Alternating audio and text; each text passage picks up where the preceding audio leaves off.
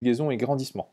Alors la première, la relation de conjugaison, est une relation entre l'image et l'objet. Simplement parce que l'image est obtenue à travers la lentille, on a trouvé un lien mathématique entre la position de l'image, celle de l'objet, et la distance focale de la lentille. Donc je vous rappelle juste les mesures algébriques OA, qui, avec A point objet, donc qui est négative, OA' qui est positive, et F' la distance focale qui est aussi positive, car elle est égale à la mesure algébrique OF'.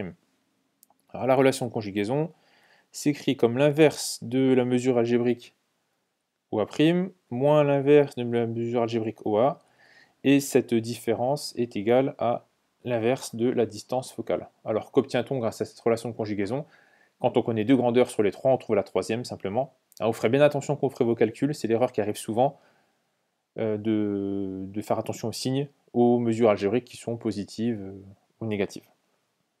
Donc si on connaît OA, position de l'objet, et la distance focale F', on peut retrouver la position de l'image OA'.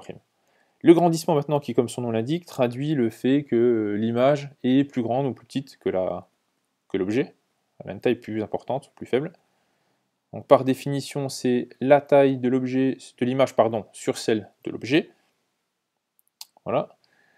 À savoir que ces tailles, entre guillemets tailles, sont données en mesure algébrique, donc elles peuvent avoir un signe. Alors ici, sur le schéma que j'ai au-dessus, A'B' est négative et AB est positive. Donc ce qui veut dire que ce grandissement-là sera négatif, ce qui n'est pas gênant parce que le signe finalement va juste donner une indication sur le sens de l'image par rapport à celle de l'objet.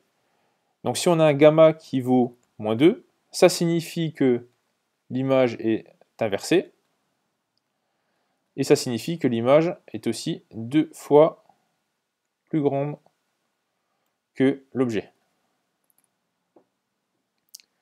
Autre moyen de calculer gamma, gamma est aussi égal au rapport OA' sur OA.